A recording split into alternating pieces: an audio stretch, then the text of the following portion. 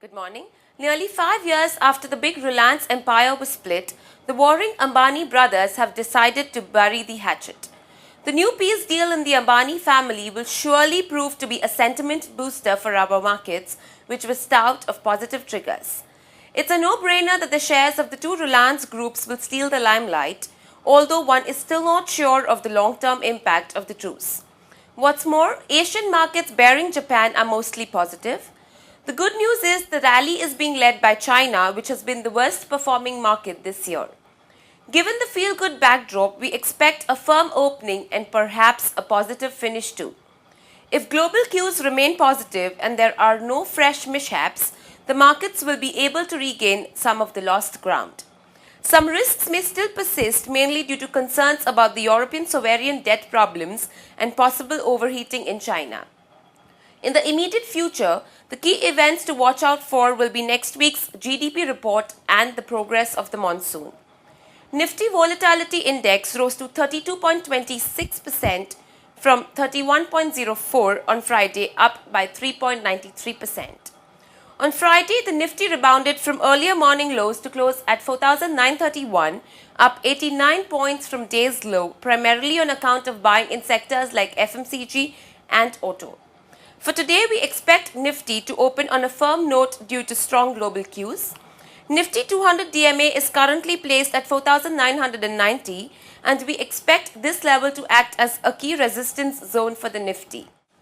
Mukesh and Anil Ambani have cancelled all existing non-compete agreements between their groups drawn up during the Reliance reorganization in 2006. Bank of Rajasthan shareholders to gain one share of ICICI Bank for every 4.72 shares of Bank of Rajasthan. Standard Chartered PLC has fixed the price band for its proposed issue of 240 million Indian depository receipts at between Rs100 and Rs115. GSM Telecom users base added just over 11 million new users in April, lower than the 13.9 million added in March.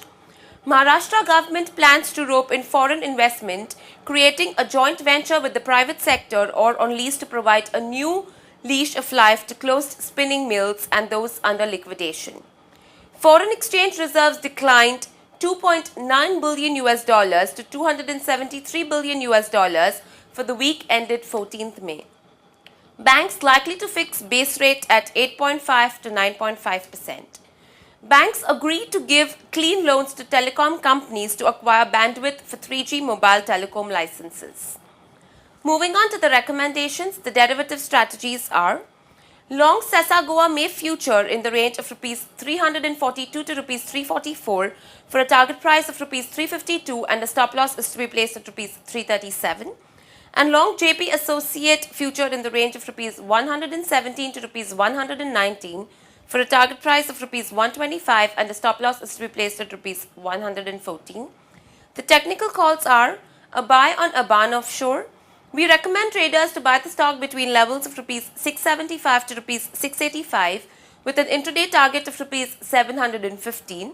It is advisable to maintain a stop loss of Rs 666. And a buy on BPCL. Traders are recommended to buy the stock at levels of Rs 558 with a stop loss of Rs 534 and a medium term target of Rs 610 and Rs 615. Thank you and have a great day ahead.